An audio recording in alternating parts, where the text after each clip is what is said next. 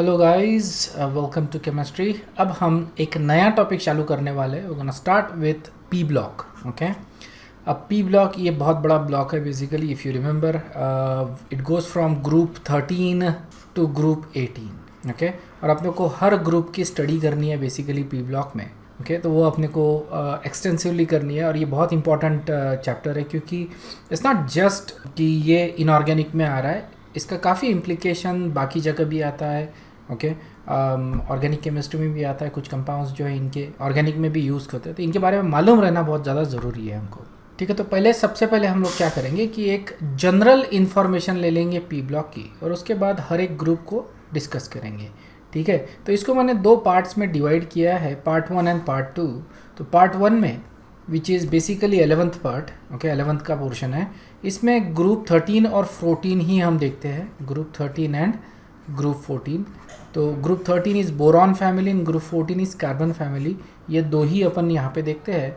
और फिर उसके बाद 12th में we look at group 15, 16, 17 and 18। तो उसी तरह से अपन देखेंगे। पहले मैं यही दो ग्रुप डिस्कस करूँगा, ऑलराइट, और फिर उसके बाद बाकी वाले ग्रुप्स जो है वो बाद में अपन डिस्कस करेंगे। ओके, क्योंकि एक साथ अगर कर ले अपन पी ब्लॉक तो इट बिकम्स वेरी एक्सटेंसिव, तो इसको ब्रेक में करना ज़्यादा ज़रूरी हो जाता है। Just to give you a brief idea about P block. Okay, remember P block में जो हम लोग पीरियोडिक टेबल कैटेगराइज करते हैं, that is according to the electronic configuration कि जो लास्ट इलेक्ट्रॉन है या वैलेंस इलेक्ट्रॉन है वो कौन से शेल में जा रहा है या कौन से ऑर्बिटल में जा रहा है, इजंट इट। तो यहाँ पे पी ब्लॉक में जो है, जो आखिरी वाला इलेक्ट्रॉन है valence electron, that goes into an P orbital, मतलब पी ऑर्बिटल में जा रहा है, and that's why they are categorized as P block element. Okay, so P block इनका जो वैलेंशियल इलेक्ट्रॉनिक कॉन्फ़िगरेशन है ये जनरली अपन इस तरह से लिखते हैं NS2 NPX। ऑलराइट, इनका NS2 जो शेल है that is the valence shell, उसका S sub orbital that is completely filled, और NPX इसमें वैलेंस इलेक्ट्रॉन्स जा रहे हैं। तो N की जो वैल्यू होती है यहाँ पे, दैट N की value that is basically varies from 2 to 6। Okay, और X की जो वैल्यू है that is the number of electron in that suborbital, it varies from 1 to 6. So you can have 6 groups, isn't it? So it goes from 1 2 3 and so on and so forth, so you have up to 6. और जब ये 6 हो जाता है, so you get NS2 NP6। तो ये valence shell जो है इनका completely filled हो गया, and this is the electronic configuration of noble gas in that period। ठीक है ना, तो ये हम बाद में देखेंगे नोबेल गैसेस को लेके। तो इस तरह से अपन इनका वैलेंस शेल फिल करते हैं, पी ऑर्बिटल में इलेक्ट्रॉन्स अपन इंसर्ट कर रहे हैं। इनर कोर जो है वो सब एलिमेंट का डिफरेंट रहेगा, सिर्फ वैलेंस शेल सेम रहेगा, ये अपने को मालूम है ऑलरेडी। तो एक पीरियोडिक टेबल के बारे में ब्रीफ ओवरव्यू दे देता हूँ मैं तुमको, ताकि पता चलेगा कि हमको करना क्या है। Okay, periodic table and properties में भी तुमको ज़्यादा मदद होगी इस सिमुलेशन से। तो यहाँ पे देखो, we can change the temperature. सबसे पहले तो अपना बेसिक पीरियोडिक टेबल है, इसके बारे में बताता हूँ मैं। तो थोड़ा सा अपन टेम्परेचर बढ़ाते थे कि यहाँ पे टेम्परेचर जो है that is 0 kelvin, and that is clearly not right. तो ये आ गया temperature 25 degree Celsius, which is basically a room temperature. Okay, और यहाँ पे देखो कि हमको दिख रहा है लिक्विड कौन से एलिमेंट है। तो ब्लू में जो है these are the liquid at room temperature. तो यहाँ पे ब्रोमीन, मर्क्यूरी और फ्रांसियम, ये तीन ही एलिमेंट रूम टेम्परेचर पे लिक्विड होते हैं। बाकी सारे element they are either gas और सॉलिड। तो यहाँ पे देखो रूम टेम्परेचर पे तुमको दिख रहे हैं, ग्रीन में दिख रहे these are the gases, nitrogen, oxygen, fluorine, chlorine, helium, neon, argon, krypton, xenon, argon, these are the gases at room temperature along with hydrogen. और बाकी जितने भी एलिमेंट्स है these are all solids. Okay, इसमें gallium जो होता है, gallium and caesium, इनका जो मेल्टिंग पॉइंट होता है दैट इज़ वेरी लो। तो देखते हैं, so will just increase the temperature a little bit. तो यहाँ पे देखो सीजियम आ गया, इसका मेल्टिंग पॉइंट है 29 degree Celsius. Okay, so room temperature से थोड़ा सा ज़्यादा इंडिया में देखा जाए तो it is mostly going to be a liquid, isn't it. 30 degree के ऊपर तो इन जनरल टेम्परेचर रहता ही है इंडिया में। थोड़ा सा और बढ़ा है टेम्परेचर अपन, तो we get gallium. So at 30 degree Celsius हमारे पास 5 एलिमेंट है that is in liquid state. Okay, gallium का मेल्टिंग पॉइंट 30 डिग्री सेल्सियस होता है। हमारे बॉडी का टेम्परेचर होता है 37 डिग्री सेल्सियस। ओके, 37.5। तो देखा जाए तो गैलियम एक्चुअली अगर आप हाथ पे रखोगे it is going to melt. It is a metallic solid, it looks like mercury, it's actually looks like silver. तो ये मेटालिक सॉलिड होता है, और इसका जो मेल्टिंग पॉइंट होता है दैट इज़ 30. सो हाथ के ऊपर ये मेल्ट होगा. It's quite cool. अब ऑब्वियसली मर्क्यूरी के साथ खेलना सभी को अच्छा लगता है. ओके हम लोग कॉलेज में थे तो हम लोग भी खेलते थे, but remember mercury is dangerous. Okay mercury is a highly poisonous substance, so you should not play with it. Okay it is a liquid, it is a metallic liquid at room temperature, and it's quite fun to play with it, but it's not safe. Okay, so you should never handle mercury without care. Okay, gloves was के साथ ही mercury को handle करना चाहिए, otherwise you should not. Okay, you should not touch mercury with your bare hand. Okay, it's a highly poisonous substance. Okay, not highly, it's a poisonous substance basically. You know, it accumulates in the body और तुम्हारे पूरे body को खराब कर देता है. So I don't know exactly what it does, but I think it is carcinogenic. Okay. Gallium on the other hand is inert, so it behaves something like a mercury but it is inert. ठीक है ना. mercury जो है we know that it is used in thermometers. okay, gallium ये high temperature thermometer में use किया जाता है क्योंकि ये जो सब्सटेंस है gallium, it has one of the highest liquid range. Okay देखो ये 30 डिग्री सेल्सियस पे लिक्विड में कन्वर्ट हो रहा है, इजंट इट. इसका मेल्टिंग पॉइंट 30 है, मतलब 30 के ऊपर ये it is going to be in a liquid state, and it is going to stay in a liquid state somewhere around 2500 और 2400 डिग्री सेल्सियस तक. मतलब इसका जो लिक्विड रेंज है ये बहुत ज़्यादा है.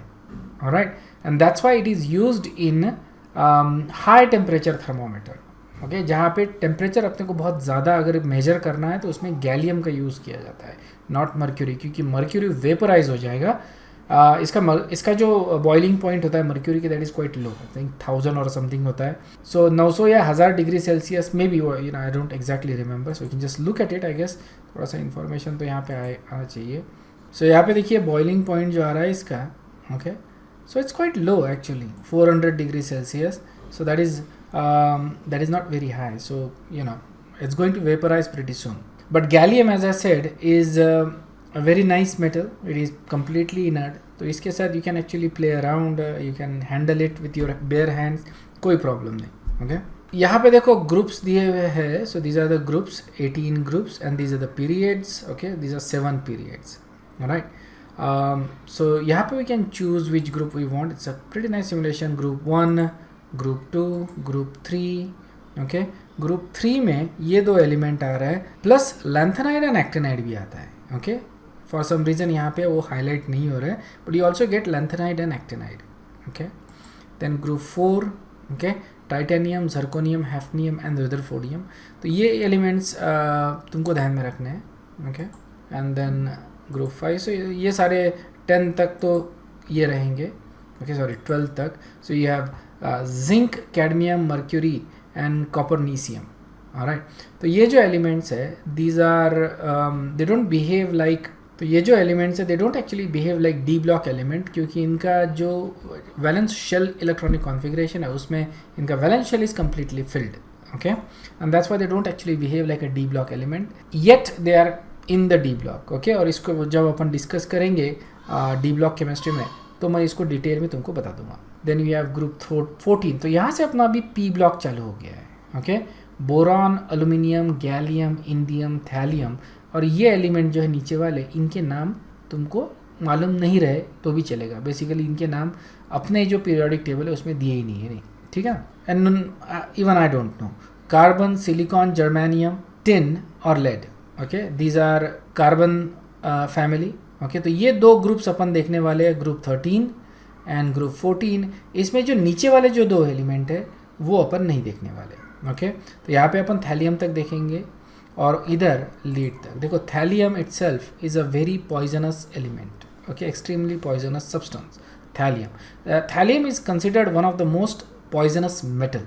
ओके दिस इज मतलब it's very poisonous then mercury, and mercury is right next to it. So it is more poisonous than mercury itself. Okay, and the next element is lead. Lead itself is very poisonous. Now if you think about it, mercury, thallium and lead, these are all poisonous elements. So mercury, thallium and lead, these are all poisonous elements, but right before that you get gold. Okay, completely inert substance and very precious, isn't it? उसके बाद जो है that is bismuth. ये थोड़ा सा metallic compound है, actually it is a metal, it's a typical metal. तो इसका ये देखो पिक्चर इस तरह से दिखता है, this is a metal compound. लेकिन थोड़ा इंटरेस्टिंग है कि इसको अगर ऑक्साइड लेयर में कन्वर्ट कर दे अपन, मतलब bismuth oxide is naturally occurring substance, ठीक है ना। तो बिस्मथ ऑक्साइड में अगर कन्वर्ट कर दे तो it becomes like this, kind of glows, it gives you different color। और इसके डिज़ाइंस बनाए जाते हैं अलग अलग, और डेकोरेटिव पीसेस करके घर में लोग रखते हैं। ऑब्वियसली लोग जो है वो साइंटिस्ट लोग ही रहेंगे, नॉर्मल लोग तो नहीं रखने वाले। So all the scientist you know they want to piece of this bismuth thing, they use it as a paperweight, कभी कभी just as a decorative thing. Bismuth was considered one of the element that is stable, the मतलब कि this was considered the highest mass element that is actually stable। Remember, as the mass increases, okay, so as we go down the periodic table the mass increases, तो इसकी stability decrease होती है, ये known phenomena। तो ये माना जाता था कि bismuth was the heaviest stable compound, okay, ये element है। so समझ में आया ना, bismuth को heaviest stable compound माना जाता था, but it has been found, okay, I think somewhere around 2000 और समथिंग लाइक दैट, ये देखा गया है कि bismuth is also radioactive. लेकिन इसकी रेडियो एक्टिविटी बहुत कम है। इसका जो हाफ लाइफ है that is very long. In fact इसका जो हाफ लाइफ माना जाता है that is actually longer than the life of the universe, okay. मतलब इसकी रेडियो एक्टिविटी इतनी कम है कि इसका half life is longer than the age of the universe, so that's why it is considered to be a stable compound, okay। so this is interesting if you think about it। मतलब bismuth कभी भी decompose नहीं हो रहा है in a sense, kind of like that.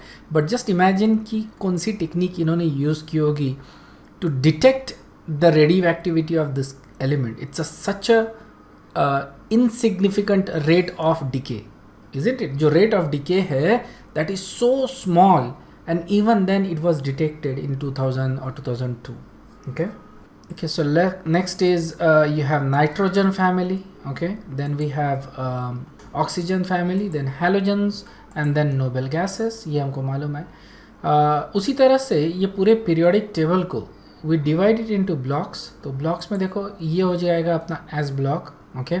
तो block की study करना ज़्यादा कन्वीनियंट है। इसी तरीके से हम लोग इसको स्टडी करते हैं। जो हमारा एनसीईआरटी का सिलेबस है या नीट या जेईई का जो सिलेबस है उसमें हम लोग इसको ब्लॉक से ही स्टडी करते हैं, S block, P block, D block and F block, okay. और फिर उस ब्लॉक में इंडिपेंडेंट ग्रुप को हम स्टडी करते हैं। तो यहाँ पे ग्रुप 1 और ग्रुप 2 को स्टडी किया अपन ने इन एस ब्लॉक। उसके बाद पी ब्लॉक में that is your P block, okay. You have boron, carbon, nitrogen, oxygen, halogen and neon families, ठीक है। इनको अपन फैमिलीज करके बात कर रहे हैं। Alright, so this is P block element. Then we have D block, okay. D block में ये आ रहा है पूरे, ओके। देखो lanthanide and actinide, these are actually in D block. In some periodic table, in some other इनको F block में डाला गया है। सो जब अपन डी ब्लॉक कंसिडर करेंगे, डिस्कस करेंगे, तो मैं ये बताऊंगा मैं तुमको, there is a little bit of confusion about the positions of lanthanides and actinides. It depends upon आप कौन सा बुक रेफ़र कर रहे हो। तो आई वुड सजेस्ट कि इसके लिए आप एनसीईआरटी का ही बुक रेफ़र करो। कम्पिटिटिव एग्जाम्स है उसके लिए that is like a guide book, okay, NCERT का बुक। तो ये this is a D block. इसमें 10 ग्रुप्स होते हैं, scandium, titanium, vanadium, chromium, manganese, iron, cobalt, nickel, copper and zinc. ये कॉपर वाला जो फैमिली होता है that is your coinage metals, okay. तो यहाँ पे कॉपर, सिल्वर, गोल्ड, इनसे अपन कॉइन बनाते हैं। जिंक, कैडमियम, मर्क्यूरी, ये जो ग्रुप है इनको अपन जनरली, मतलब इनकी प्रॉपर्टीज़ जो है it does not match with the D elements, okay. Nickel, palladium, platinum, ये जो ग्रुप है these are actually extensively used as a catalyst, okay. तुमने इनके नाम हर बार सुने होंगे। हाइड्रोजनेशन रिएक्शन जैसे होते हैं H2PD व H2PT, H2Ni, तो हाइड्रोजनेशन रिएक्शंस होते हैं, इसमें इनका बहुत ज़्यादा यूज़ होता है, ओके। उसके अलावा रोडियम, रुथेनियम, ये सारे भी कैटलिस्ट करके यूज़ किए जाते हैं। तो डी ब्लॉक में अगर देखा जाए तो काफ़ी सारे कैटलिस्ट डी ब्लॉक से ही आते हैं, ओके। और इसके पीछे कारण भी है, रीज़न फॉर दैट कि इनका जो ऑक्सीडेशन नंबर होता है that is variable oxidation state रहने की वजह से they can be used as a catalyst. That is one of the property that is required for a compound to be used as a catalyst, कि इनका oxidation state variable रहना चाहिए, मतलब कि कंपाउंड जो है उसका रिडक्शन भी होना चाहिए और ऑक्सीडेशन भी होना चाहिए, तभी जाके वो एज अ कैटलिस्ट यूज़ किया जा सकता है। और ये सिर्फ अपने को डी ब्लॉक में देखा जाता है, that's why. Okay, and then the last is F block. F block देखो सीरियम से लेके ल्यूटिनियम तक है, that is lanthanide series, and thorium से लेके लॉरेंसियम तक है, that is actinide series. Okay, so that is your lanthanide series and that is your actinide series. Okay, lanthanide and actinium themselves are actually in D block. Okay, तो ये इस हिसाब से अपना periodic table है। थोड़ा और दिखा देता हूँ, जैसे metals अगर है, so these are basically all the metals. Okay, most of the elements are metals in the periodic table. और जो non metals है they are few. Okay, so these are the non metals. Boron, silicon, germanium, arsenic, okay, antimony, tellurium and statin, these are metalloids. Okay, these are actually metalloids. ये पूरा जो diagonal line जो बनता है, that is metalloid. Okay, so that is how we look at a periodic table. I hope you understood. I will make sure that the link is available when I post the video, so you can actually go ahead and look at this periodic table. It's quite nicely done. ठीक है ना, तो इसको तुम देख सकते हो। ठीक है, तो हमने अभी जस्ट पीरियोडिक टेबल देखा, अब हम कॉमन ऑक्सीडेशन स्टेट देखते हैं ओवर अ पीरियोडिक टेबल। ठीक है, सो ग्रुप 13 को लेते हैं सबसे पहले, which is a boron family. तो देखो बोरॉन का जो ऑक्सीडेशन स्टेट आता है दैट इज़ +3। ओके, एल्यूमिनियम का भी +3 ही आता है, और उसके बाद गैलियम, इंडियम और थैलियम, इनका जो आता है वो 2 ऑक्सीडेशन स्टेट्स आते हैं इनके, +3 एंड +1। उसके बाद ग्रुप 14, अगर ग्रुप 14 देखें तो उसमें अपने को दिखता है कार्बन। कार्बन का +4 से लेके -4 तक होता है। सिलिकॉन, जर्मेनियम ये सिर्फ +4 में दिखाई देते हैं कि दीज आर मेटल्स, तो मेटल्स का पॉजिटिव ऑक्सीडेशन स्टेट अपने को दिखेगा। टिन और लीड, इनका जो ऑक्सीडेशन होता है वो होता है +4 and +2। Okay, then we have group 15, इसमें अपने को नाइट्रोजन फैमिली मिलती है। नाइट्रोजन का देखो वे जो इसका ऑक्सीडेशन स्टेट आता है दैट इज़ फ्रॉम +5 टू -3, काफ़ी बड़ी रेंज है इसके ऑक्सीडेशन स्टेट की। Okay, then we have arsenic and phosphorus. Okay, phosphorus and arsenic, तो phosphorus can be in a negative state. Okay, so it goes from +5 to -3, same thing as nitrogen. तो phosphorus and nitrogen they have similar oxidation states. Arsenic generally negative नहीं मिलेगा, ठीक है ना, but in some cases it does occur negative in some cases, क्योंकि इसके जैसे oxides बनते हैं आर्सेनिक के, in that case, in case of oxides it occur in a negative oxidation state. तो आर्सेनिक और फॉस्फोरस हम इन जनरल बोल देंगे कि इट इज़ +5 टू -3 तक। एंटीमनी और बिस्मथ ये मेटालिक एलिमेंट्स है, तो ये जो रहेंगे इनका oxidation state that is going to be +5 and +3। ठीक है, so one thing you realised कि नीचे वाले जो एलिमेंट्स है they are in positive oxidation state. The reason for that कि as you go from top to bottom metallic property increases, metallic character increases from top to bottom, इसलिए इनका negative oxidation state नहीं मिलेगा, अपने को positive oxidation state ही मिलेगा। Then we have group 16 which is oxygen family. Oxygen family में oxygen होता है -1 -2। Okay, in some cases it is also positive when it is with fluorine, और 0 होता है when it is in ozone and oxygen gas, but other than that it is mostly -1 and -2। -1 होता है in case of peroxides और -2 होता है in case of oxides।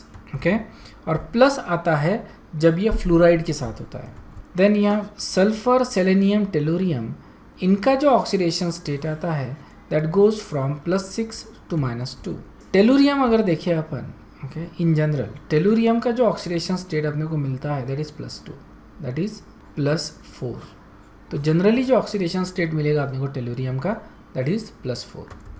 Then we have group 17 halogens. Fluorine का fixed है -1 because fluorine is the most electronegative element, तो इसका oxidation state -1 ही रहेगा। ओके, क्लोरीन, ब्रोमीन और iodine that can be from -1 to +7।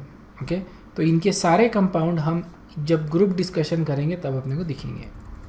And then group 18 में helium, neon and argon, okay, these are completely unreactive. Krypton के 2 compounds है और xenon के थोड़े ज़्यादा कंपाउंड है, ओके। तो पूरे ग्रुप में जीनॉन के सबसे ज़्यादा कंपाउंड आते हैं, ओके। और जीनॉन का ऑक्सीडेशन स्टेट भी अपने को +2 से लेके +8 तक दिखेगा। That is the only element in the periodic table that actually exhibits +8 oxidation state, okay. बाकी कोई भी एलिमेंट +8 का ऑक्सीडेशन स्टेट नहीं दिखाता, ओनली जीनॉन डज, ओके। तो ये अपन जब नोबेल गैस देखेंगे, ग्रुप 18 का डिस्कशन करेंगे तब देखेंगे उसके बारे में ना। यहाँ पे अगर तुम देखो, ओके, तो जैसे ये एलिमेंट्स के ऊपर फोकस करो और इनके oxidation state, so these are lower oxidation state, okay. At the same time मैंने तुमको टेलोरियम के बारे में बताया था, tellurium is +4। So as you look at it, इनका इस ग्रुप में हाईएस्ट ऑक्सीडेशन स्टेट आता है +3 का, ओके, या +3, ये हाईएस्ट ऑक्सीडेशन स्टेट है। और थैलियम जो है उसका ऑक्सीडेशन स्टेट +1 आ रहा है, ओके। और सेकंड इसमें देखें तो हाईएस्ट ऑक्सीडेशन स्टेट आता है +4 और यहाँ पे लीड का ऑक्सीडेशन स्टेट अपने को मिल रहा है +2, ओके। नाइट्रोजन इज +5 और बिस्मथ में अपने को मिल रहा है +3। Oxygen is +6, highest oxidation state, तो ऑक्सीडेशन इसका तो नहीं मिलेगा, सल्फर का मिलेगा +6। टेलुरियम में अपने को +4 मिल रहा है। So what I want you to notice is highest oxidation state यहाँ पे लिख रहा हूँ मैं +3 और lowest oxidation state is +1। Lowest, not lowest, for this elements, okay. This is +4 and for lead it is +2, okay, and for phosphorus, nitrogen it is +5 and for bismuth it is +3, okay। और तुमको एक pattern emerge होते हुए दिख रहा है यहाँ पे +6, 3 4 5 6 और यहाँ पे 1 2 3 +4। Next one I can go for +7, that is the highest oxidation state, ठीक है ना, that's +7। So that's about it, okay. इसके बाद अपने को कोई पैटर्न नज़र नहीं आता है। So what you see here is जो डिफरेंस आ रहा है वो 2 का ही डिफरेंस है। 3 - 1 जो डिफरेंस आ रहा है वो 2 का, 4 - 2 यहाँ पे भी 2 का डिफरेंस आ रहा है और यहाँ पे भी 2 का और यहाँ पे भी 2 का। हैलोजेंस में अपने को ये कोई स्पेसिफिक ट्रेंड नहीं दिख रहा है। आयोडीन में obviously +7 is the highest oxidation state, okay. तो यहाँ पे ये जो दिख रहा है अपने को वो ये दिख रहा है कि जो पहले वाले जो एलिमेंट्स हैं उनमें अपने को मैक्सिमम ऑक्सीडेशन स्टेट दिख सकता है, ओके, या तो फर्स्ट या तो सेकंड। इसमें कभी कभी अपने को जैसे ये वाले भी एलिमेंट्स लेना पड़ेगा, ऑलराइट। तो फर्स्ट, सो यहाँ पे मैं हैलोजेंस छोड़ देते हैं अपन, फॉस्फोरस, सल्फर, ठीक है। सो यहाँ पे अपन ले रहे हैं और you can just go with these elements, I think that should be fine, okay.